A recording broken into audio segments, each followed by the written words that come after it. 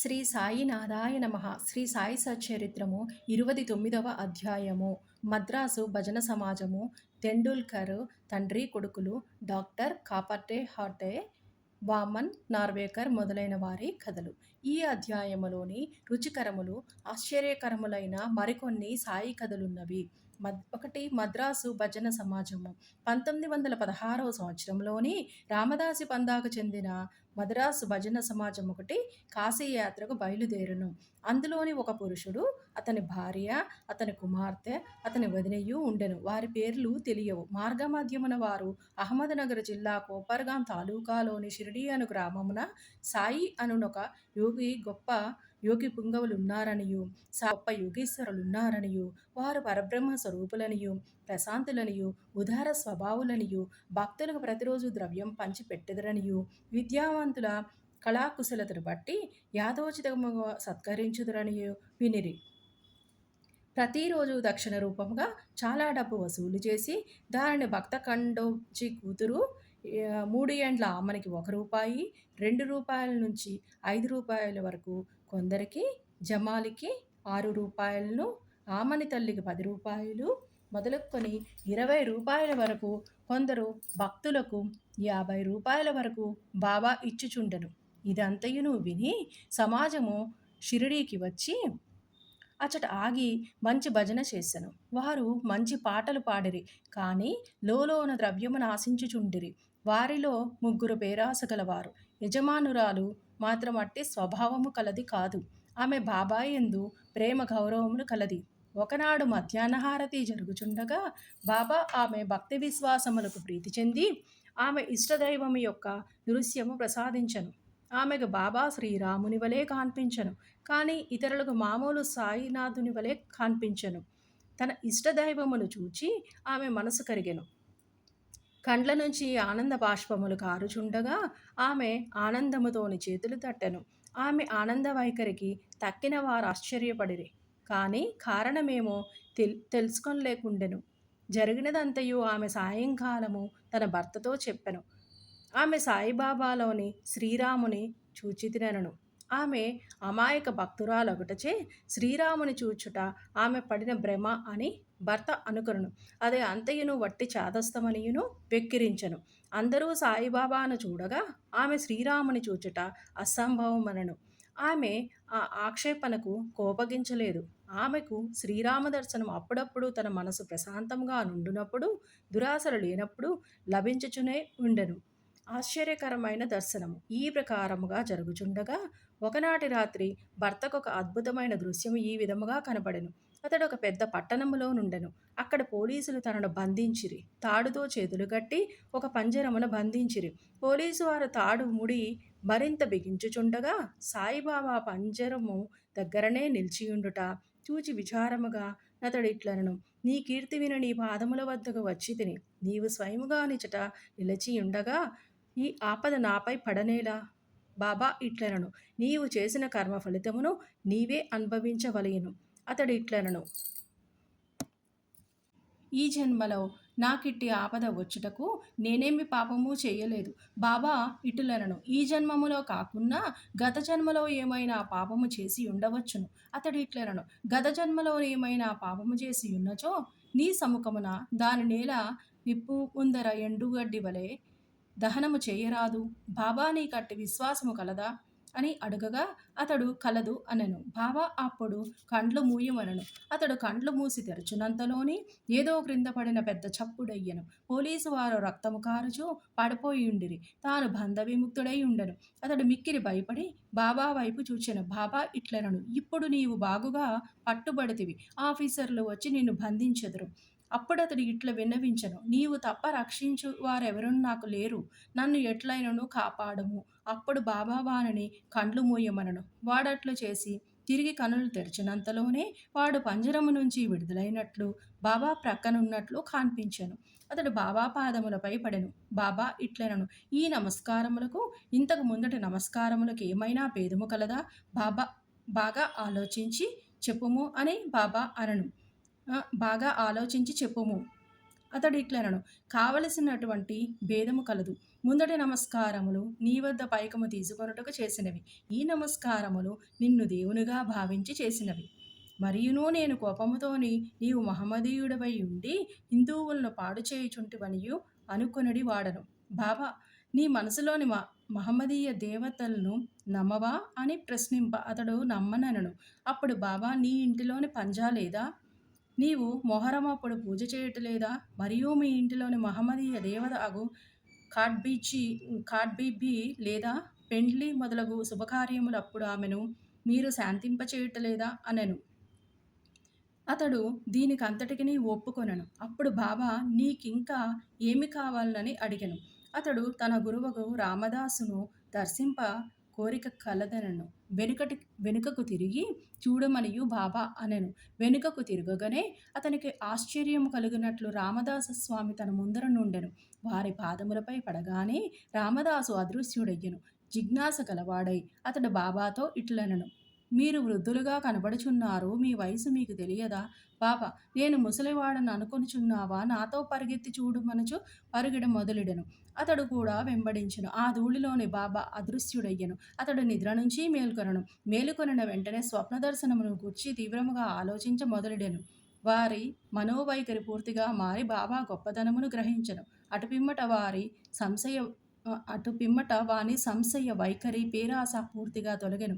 బాబా పాదములపై అసలైన భక్తి మనసున ఉద్భవించెను. ఆ దృశ్యం ఒక స్వప్నమే కాని అందుగల ప్రశ్నోత్తరములు చాలా ముఖ్యమైనవి, రుచికరమైనవి. ఆ మరుసటి ఉదయము వందర మసీదులోని హారతి కొరకు గుమిగూడి ఉండగా అతనికి బాబా ₹2 విలువగల మిఠాయిని, ₹2 నగదు ఇచ్చి ఆశీర్వదించెను. అతనిని మరికొన్ని రోజులు ఉండమని అనెను. అతనిని బాబా ఆశీర్వదించి ఇట్లనెను, అల్లా నీకు కావలసినంత డబ్బునిచ్చును, నీకు మేలు చేయును. అతనికి అచ్చట ఎక్కువ ధనము దొరకలేదు, కానీ అన్నింటికంటే మేలైన వస్తువు దొరికెను. అది ఏ బాబా ఆశీర్వాదము. ఆ తరువాత ఆ భజన సమాజమునకు ఎంతో ధనము లభించెను. వారి యాత్ర కూడా జయప్రదముగా సాగెను. వారికి ఎట్టి కష్టములను ప్రయాణ మధ్యమున కలగలేదు. అందరూ క్షేమముగా ఇల్లు చేరిరి. వారు బాబా పలుకులు, ఆశీర్వాదములు, వారి కటాక్షముచే కలిగిన ఆనందమును గూర్చి మనమున చింతించుచుండిరి. తన భక్తులను వృద్ధి చేయుటకు, వారి మనస్సులను మార్చుటకు బాబా అవలంబించిన మార్గములలోని ఒకటి చూపుట ఈ లీల యొక్క ఉదాహరణము. ఇప్పటికిని ఇట్టి మార్గములను బాబా అవలంబించుచున్నారు. 2. తెండూల్కర్ కుటుంబము. బాంద్రాలోని తెండూల్కర్ కుటుంబముండెను. ఆ కుటుంబం వారందరూ బాబా యందు భక్తి కలిగి ఉండిరి. సావిత్రిబాయి తెండూల్కర్ శ్రీ సాయినాథ భజనమాల అను మరాఠీ గ్రంథమును 800 అభంగములు, శ్రీ సాయినాథ భజనమాల అను మరాఠీ గ్రంథముల 800 అభంగములు పదములతోని ప్రచురించిన దానిలోని సాయిలీలాలన్నీయును వర్ణింపబడెను. బాబా యందు శ్రద్ధాభక్తులు కలవారు దానిని తప్పక చదవవలయును. వారి కుమారుడు బాబు తెండూల్కర్ వైద్య పరీక్షకు కూర్చొనవలయునని రాత్రింబవళ్ళు కష్టపడి చదువుచుండెను. కొందరు జ్యోతిష్కుల సలహా చేసెను. వారు అతని జాతకమును చూచి ఈ సంవత్సరములు గ్రహములు అనుకూలముగా లేవనియూ చెప్పిరి కనుక ఈ మరుసటి సంవత్సరము పరీక్షకు కూర్చొనవలయుననియూ, అట్లు చేసిన తప్పక ఉత్తీర్ణుడగుననియూ చెప్పిరి. ఇది విని అతని మనస్సుకు విచారము, అశాంతి కలిగెను. కొన్ని దినముల తరువాత అతని తల్లి షిరిడీకి పోయి బాబాను దర్శించెను. ఆమె బాబాకు అనేక విషయములతో పాటు తన కొడుకు విచారగ్రస్తుడైన సంగతి కూడా చెప్పెను. ఇది విని బాబా ఆమెతో ఇట్లనియెను, నాయందు నమ్మకముంచి జాతకములు, వాని ఫలితములు, సాముద్రిక శాస్త్రముల పలుకులొక ప్రక్కకు త్రోసి తన పాఠములు చదువుకొనమని చెప్పుము. శాంత మనస్సుతోని పరీక్షకు వెళ్ళుమనుము. అతడు ఈ సంవత్సరం తప్పక ఉత్తీర్ణుడగును. నాయందే నమ్మకముంచుమనుము. నిరుత్సాహము చెందవద్దనుము. తల్లి ఇంటికి వచ్చి బాబా సందేహం కొడుకుకు వినిపించెను. అతడు శ్రద్ధగా చదివెను. పరీక్ష కూర్చొనెను. వ్రాత పరీక్షలోని బాగుగా వ్రాసెను. కానీ సంశయంలో మునిగి ఉత్తీర్ణుడగుటకు కావలసిన మార్కులు రావు అని అనుకొనెను. కావున నోటి పరీక్షకు కూర్చొన ఇష్టపడలేదు. కానీ పరీక్షకులు అతనిని వెంబడించిరి. వ్రాత పరీక్షలోని ఉత్తీర్ణుడాయననియూ, నోటి పరీక్షకు రావలయుననియూ పరీక్షాధికారి కబురు పంపెను. ఇట్లు ధైర్యవచనం విని అతడు పరీక్షకు కూర్చుని రెండింట్లోనూ ఉత్తీర్ణుడాయెను. గ్రహములు వ్యతిరేకంగానున్నను బాబా కటాక్షముచే ఆ సంవత్సరం పరీక్షలోని ఉత్తీర్ణుడయ్యెను. సంశయములు, కష్టములు మన భక్తిని స్థిరపరచుటకు మనల్ని చుట్టుముట్టును, మనల్ని పరీక్షించును. పూర్తి విశ్వాసముతోని బాబాను కొలుచుచు మన కృషి సాగించినచో మన ప్రయత్నములన్నీయును తుదకు విజయవంతములగును. ఈ విద్యార్థి తండ్రి రఘునాథరావు బొంబాయిలోని ఒక విదేశీ కంపెనీలోని కొలువుండెను. వృద్ధుడగుటచే సరిగా పనిచేయలేక సెలవు పెట్టి విశ్రాంతి పొందుచుండెను. సెలవు కాలములోనే అతని స్థితి మెరుగుపడలేదు. కావున సెలవు పొడిగించవలెనని అనుకొనెను. లేదా ఉద్యోగం నుంచి విరమించుకొనుట నిశ్చయమనియు తోచెను. కంపెనీ మేనేజరు అతనికి పింఛను ఇచ్చి ఉద్యోగ విరమణము చేయించవలెననియు నిశ్చయించెను. మిక్కిలి నమ్మకముతోని చాలా కాలం తమ వద్ద ఉద్యోగము చేసిన వాడు కనుక ఎంత పింఛను ఇవ్వవలెనన్నది ఆలోచించుచుండిరి. అతని వేతనము నెలకు రూ. 150. పింఛను అందులో సగం అనగా రూ. 75 కుటుంబము ఖర్చులకు సరిపోదు. కాబట్టి ఈ విషయమై వారందరూ ఆతురతతోని ఉండిరి. తుది నిర్ణయములకు 15 రోజుల ముందు తెండూల్కర్ భార్యకు బాబా స్వప్నములోని కనిపించి రూ. 100 పింఛను ఇచ్చిన బాగుండు ననుకొందును. అది నీకు తృప్తికరమా అనెను. ఆమె ఇట్లు జవాబిచ్చెను, బాబా నన్నేలా అడిగెదవు? మేము నిన్నే విశ్వసించుచున్నాము. బాబా రూ. 100 అనెనను. అతనికి రూ. 10 అధికముగా అనగా రూ. 110 పింఛను లభించెను. తన భక్తులపై బాబా ఇట్టి విచిత్రమైన ప్రేమానురాగములు ప్రదర్శించువారు. 3. కెప్టెన్ హార్టే. కెప్టెన్ హార్టే బికానేరులోని నుండెడివాడు. అతడు బాబాకు కూర్చు భక్తుడు. ఒకనాడు బాబా అతని స్వప్నములోని కనిపించి, నన్ను మరచితవా అనను. హాటే వెంటనే బాబా పాదములు పట్టుకుని, బిడ్డ తల్లిని మరచినచోని అదెట్లు బ్రతుకును అనుచు తోటలోనికి పోయి తాజా చిక్కుడుకాయలు తెచ్చి స్వయం పాకమును దక్షిణను బాబా కర్పింపనుండగా అతడు మేల్కొనను. ఇది అంతయును స్వప్నమని అనుకొనను. ఈ వస్తువులన్నింటినీ షిరిడి సాయిబాబా వద్దకు పంప నిశ్చయించుకొనను. కొన్ని దినముల తరువాత గ్వాలియర్ వెళ్ళెను. అక్కడ నుంచి రూ. 12 మనీ ఆర్డర్ ద్వారా బొంబాయిలోని ఉండిన తన స్నేహితునికి పంపి అందులో రూ. 2 స్వయం పాకం వస్తువులు చిక్కుడుకాయలు కొని రూ. 10 దక్షిణ సమర్పించవలెననియు వ్రాసెను. ఆ స్నేహితుడు షిరిడీకి పోయి కావలసిన సామాన్లు కొనెను. కానీ చిక్కుడుకాయలు దొరకలేదు. కొంచెం సేపైన ఒక స్త్రీ తలపై చిక్కుడుకాయల గంపను పెట్టుకుని వచ్చెను. అతడు చిక్కుడుకాయలు కొని స్వయం పాకం సిద్ధము చేసి కెప్టెన్ హాటే పక్షమున దానిని బాబాకు అర్పించెను. నిమోన్కర్ మరుసటి దినము అన్నము కూర చేసి బాబాకు అర్పించెను. బాబా భోజనము చేయునప్పుడు అన్నము ఇతర పదార్థములు మాని చిక్కుడుకాయ కూరను తినెను. ఈ సంగతి స్నేహితుని ద్వారా తెలుసుకున్న హాటే సంతోషమునకు అంతు లేకుండెను.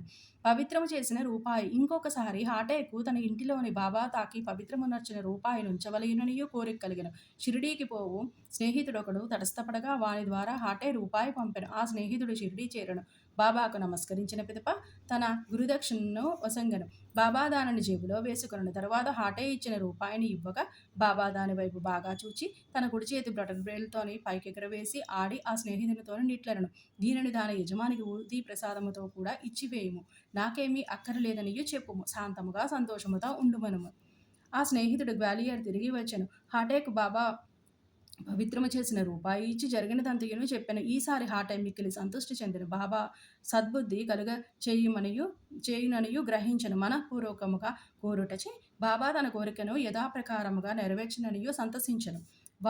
4. వామన నార్వేకర్. చదువరులు ఇంకొక కథను వినెదరుగాక. వామన నార్వేకర్ అనున్నతడు బాబాకు మిక్కిలి ప్రేమించువాడు. ఒకనాడతడు రూపాయి తెచ్చెను. దానికి ఒక ప్రక్క సీతారామ లక్ష్మణులను, ఇంకొక పక్క భక్తాంజనేయుడు కలడు. అతడు దానిని బాబాకిచ్చెను. బాబా దానిని తాకి పవిత్రమునర్చు ఊదీ ప్రసాదముతో తనకివ్వవలెననియు అతని కోరిక. కానీ బాబా దానిని వెంటనే జేబులో వేసుకొనెను. శ్యామ నార్వేకర్ ఉద్దేశమును తెలుపుచూ దానిని తిరిగి ఇచ్చివేయమనియు బాబాను వేడెను. బాబా ఇట్లనెను, దీనినేల అతనికివ్వవలెను? దీనిని మనమే ఉంచుకొందము. అతడు రూ. 25 ఇచ్చినచో తిరిగి వానిది వానికిచ్చెదము. ఆ రూపాయి కొరకు వామనరావు రూ. 25 వసూలు చేసి బాబా ముందర పెట్టెను. బాబా ఇట్లనెను, ఆ నాణెం విలువ రూ. 25 కంటే ఎంతో ఎక్కువ. శ్యామ, ఈ రూపాయిని తీసుకొనుము. మన కోసములోని దీనిని ఉంచుము.